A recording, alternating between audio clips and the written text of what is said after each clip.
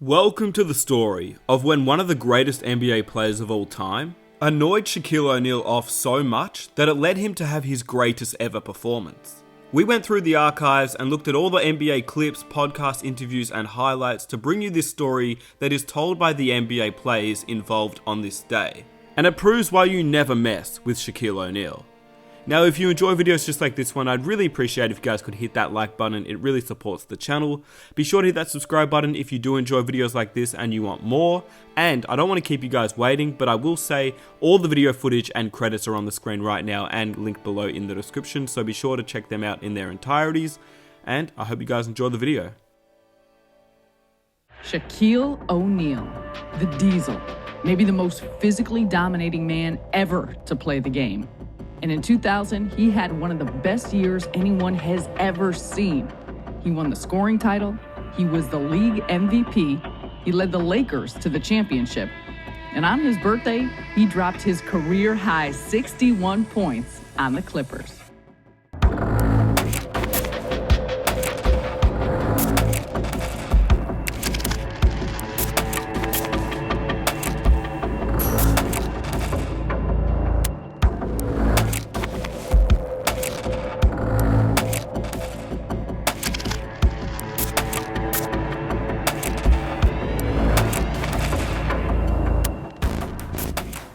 '96 through '99 was a frustrating point.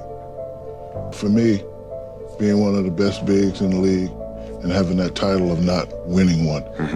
I admit I was probably crazy. I mean, because my thing is I didn't want to, for us and for me, I didn't want to have that title of, they ain't got one yet. Right. I remember one day reading in the paper, oh, Shaq's averaging 30, and Shaq's one of the greatest Lakers ever. And then Kareem said, well, if he's so great, how come they keep getting swept in the playoffs? Well, he didn't win none yet. Right. So is he great?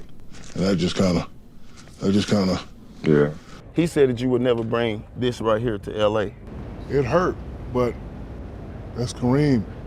The criticism of you is that you have too much fun doing other things and that basketball is not your focus. Dr. J did a movie. Kareem did a movie. Shaq, you're doing too much. Shaq's not ready. It's all my fault. Which I accept, I understand. You can't respond to that. Motivation. For me, it was. I'm Sarah Kustok, and you're listening to NBA Flashback. On today's episode of NBA Flashback, we go back to March 6, 2000. That night, it was my birthday. March 6, 2000. You were on the Clippers bench. What happened on your birthday in 2000? 2000. 60-some points against the Clippers? Yeah. I think you had like 60. On your birthday? Yes, on my birthday. On your birthday, on Yes. Keith Clark's Yeah. and all that Yeah. stuff. So when we looking at the game, we like, oh, shit. Because of this gentleman over here, D. Scott, I was a party throwing fool. And we had a party. So, usually I go home. Before or after the game? No, after the game. I'm not doing nothing today. We playing against the Clippers. So on this day, I broke all my rituals. My ritual consisted of, after shoot around, go home. Usually I go home, eat lunch, 2 turkey club sandwiches with extra mayo and a Diet Coke. Take about a 3 to 4 hour nap. No, seriously. He's not lying. He's not lying. He's not lying. I'm 2 turkey clubs, looking at french fries, Charles. Diet Coke. Take a nap, get ready for the game. Go play, go dominate. And Clippers, we always manhandled and beat them. So that day I said, you know what? Since I got a party tonight, I'm gonna let Rick Fox and Kobe and those guys take over. I ain't gonna do nothing. So I'm taking the night off. I got to get ready for the party. The whole day I'm setting up the party. I'm calling, hey, make sure the drinks is there. Make sure the homeboys is there. Got the Bentley, I got my suit, so I'm gonna go, foul shave. What is foul shaving? That's the term you invented. You know what foul shave is? No, what's that? Foul shaving is when you have a game and you don't feel like playing, so you get 3 quick fouls. So you can sit down. Shaq gets a foul here, and we have played exactly 13 seconds. That's something you do? You just want to rest up? No. Oh, not you? Yeah, not me. Not me. I was gonna foul shot. I wasn't gonna even play this game. I was gonna get 3, 4 quick fouls. I wasn't gonna do nothing. I was going to be in San What a great game plan there. So anyway, With the turkey sandwiches. I get to the game and I'm dead tired because I live an hour away from Staples at 5. So I get to the game and I'm like this. So now I got to play. I didn't get my nap. I'm getting tired. Wait. Hold on. The party's the night before or the night after? No. After the game. After the game. So why are you tired? Because I didn't take a nap. And I'm out all day. I'm out, calling people, going to the mall, getting the jewelry. I got to get the ice ready. I got to get the derbies. I'm getting suits made. I got to get the car washed. I got to get the rims cleaned up. So I get there and I say, hey, man, I need 10 tickets. Oh, you got to pay. Because it was the Clippers home game. I said, man, this motherfucker empty, man. The home of the Los Angeles Clippers, and this is a road game for the Los Angeles Lakers. Well, I remember before the game, he's sitting there at his locker, and he was mad because the Clippers didn't give him extra tickets. It was a Clipper home game. For a Lakers game, he's Shaq. They'll give him whatever he needs. The Clippers said no. And Shaq said, well, I've got some friends that are outside. I got to get them in. And the Clippers said, no more tickets. We can't give you any. I said, all right, no problem. They tried me 10 stacks. Man, I was so mad. I told Kobe, and I said, ain't nobody shooting with me. All right, I got something for you, Clippers. And he got this look on his face, and I turned to my cameraman. I said, the Clippers are in serious trouble.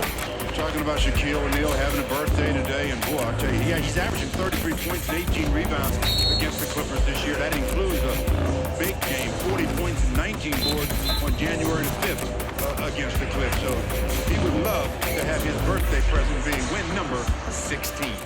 So, the game start. We get out there, and they killing us. Now everybody looking at me. Clippers are killing us, and then Phil, he starts yelling at me. And all the guys start looking at me, so, I'm like, all right, give me the ball. Because Shaq backs in, turns, shoots, 8-foot jumper, and his birthday is good. Pass into Shaq. He's under the basket. He puts it up, finger rolls it in. Shaq. Shaq bounces right side to Rice, a no-look pass. Rice to Shaq, and Shaq is fouled as he tried to slam dunk. I was showing up, right, because it was my birthday. I said, I didn't even know you were on the Clipper staff. Right. And I look on the bench, I said, oh my God, is that Kareem? So I start showing up. I'm starting to go to work, and I'm getting the ball, and I'm looking, I'm like, oh, you got Pete Chilcutt on me? You're not going double? Barbecue chicken alert. Chicken alert, Ernie. I look over to the bench, and I see one of my idols. Kareem Abdul-Jabbar was, I guess he was a special assistant coach. So I got the ball one time, and I'm like, oh shit, Kareem looking at me. I'm about to hit him with the sky hook and point at him, let him know I love him. Shot like a little sky hook, just to pay homage to him, and he did me like this, Ernie. He put his head down. I said, oh, you're not gonna look at me, Kareem? A hook around the back. Now they trail by 5, a little hook shot. No chance underneath Craven. My fuck put his head down though, like this the whole time. You had went like that one time. I did. Yeah. I did that for you. Every time I look at the bench, you wouldn't look at me. Like you had your head down the board. And I said, oh, Kareem's not looking. And then I scored another 10, 12 points and I looked. Oh, big fella, don't do him like that. You didn't look at me the whole game. One thing that I noticed about you from the jump was that you didn't respect people that you could bully. You didn't respect them, and you test them. So they had Pete Chilcutt sticking me. They had Anthony Avon sticking me. I guarded Shaq when I was with the Clippers in 1999. I was playing center. I was 240. I want to say he was listed at 320, 330, and that was probably being kind. When you just talk about sheer force and dominance, is nobody like him. His ability to take it on the break, spin and dunk on you. And when Shaq wanted the ball, when he wanted to rest, he could do the rest of the plays. Out of all the players I played with, Shaq was the most phenomenal specimen of a human being. Oh, big fella, don't do him like that. 44-41. He moves like a little man. If he'll get in the car, he'll ball up. Like Shaq is like a phenom of special. Yeah, this is like a 5'6" dude inside of his chest, controlling everything. I look up to Shaq in the sense that I couldn't have been him. Because if you on the block and you see how much he gets beat up and doesn't react the way he could kill somebody. I'm like, it's so many times where you could just literally spin right and just mess somebody up. Just with him, the thing that was frustrating was, you could do all you wanted, but he could hit the 10-foot hook shot or the turnaround jump shot from 7-8 feet. Like, he wasn't just the dunk guy. And then when he threw in the power moves, I had obviously no chance, but who did? I'm a real sensitive guy, but again, I don't get mad, I just get even. Because whenever you say I can't do something, I'm gonna just go do it. That's it, yeah. That was the first thing I observed about you and that competitive fire that you had. That was my niche, just to, beat people up. Standing ovation. Beautiful play. Slam dunk. Look at that bench. They love it. But he was adamant, like, bring it to me. I can't tell you, what he really said, what he called us, but he's like, bring it to me. That's all he kept saying, bring it to me. He was just determined. Do you think that was, so it was his 28th birthday. Do you think that was a birthday thing? Was it a Clippers thing? Was it just the night? I don't know, but you ask anybody else and he was letting them know, like, that day, like, bring it to me. We did ask someone else. Glenn Rice, another one of Shaq's teammates on that 2000 team. Oh yeah, that was Devin was right on point. He was like, "Look, get me the ball. I can dominate tonight." When a player like him say, "Get him the ball," he dominated. I mean, it was special. I mean, this man was hitting everything. He was even hitting free throws. So as players, like you get 30, right, and you're like, man, I can get 40. So I'm like, give me the ball. So I'm scoring, and I look over to the bench and I see one of my idols telling Keith Klaus how to stop me. It seemed to me like he was talking to the guys and like, oh, don't let him do this. You got to play him like this. You can't play him. So I'm like, oh, okay, you going to teach him how to stop me. Watch this. I see Kareem saying, you got to do this, you got to do that. Now I'm pissed. Kareem. So now I'm super pissed. That's pass to Shaw under the shot. Slam dunk. Shaw does it as well, maybe better than anyone. The rim high pass. Down in front to Shaw. Lob into the Shaq. He's got it. He tried a 360, about a 180 turn in the air and didn't quite get the angle he needed. 8-foot jumper, that's good. He's got 44 points. Happy birthday, Shaquille. Phil's calling other players. I'm like, we're not running that right now. Phil was talking. I said, no, we ain't doing none of that you talk about, Phil Jackson. Triangle, schmiangle, give it to me. Get it to me every time. He's like, why is it not? Give it to me every time. I'm gonna make Mr. Kareem Abdul-Jabbar look at me. Look at me, Kareem. Look at me!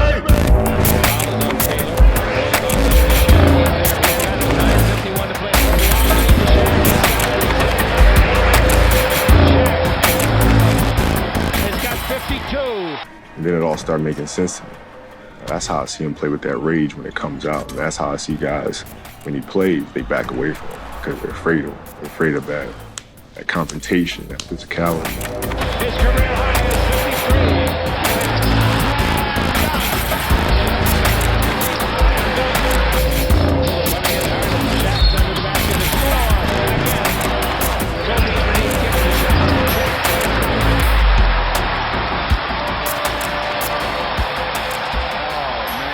I got 40, right? I was like, man, I can get 50. So now that I got 50, guys are like, go get 60, go get 60. I get 61, I'm throwing lobs, and I'm actually kind of upset at Phil because I think we had like 5 minutes left, and he took me out. I think I could have went for 70 or possibly 80 for that game. Phil took me out. Kiss in the big guy's cheek. Look at that bench. They love him, and well, they should. He can guide them perhaps out of the West into the finals against the East. I think he did that because he didn't want me to score more than Mike. That's what I think. That's what Just saying. 61 points. 61 points, 23 rebounds. 61-20. Oof. And he was tired. You got the right kind of attention. All them rebounds and block shots and points. That's the kind of attention that you get, and then everything else falls in place. I don't think there was anything he didn't do. He was blocking shots. And then, like, to top it off, he took it coast to coast and threw Cole alley-oop. Like, he was the guard. That was my gift to Shaq. It was his birthday, so that's why I let him score those 61. But it was that may have been what kicked me out of the league, I think, actually. And still went to the party. It was a hell of a party, Ernie. All the superstars. Where was it? The party was at. It was at an aquarium. Mm-hmm. It was nice. And I pulled up in that white convertible Rolls Royce on them. What was the music playing? What music playing? Bow down. Bow down. Go back to 2000. Bow down. It was me and Uncle Jerome. Got Jerome in the house. I was like, great game. And I hope you guys did enjoy the video. If you did, please help me out by hitting that like button, subscribe if you enjoyed and you want more videos just like this one, and comment down below if you'd like to see anything in particular. But here are 2 new videos I think you will also enjoy, so be sure to check them out. And I will catch you guys in the next one.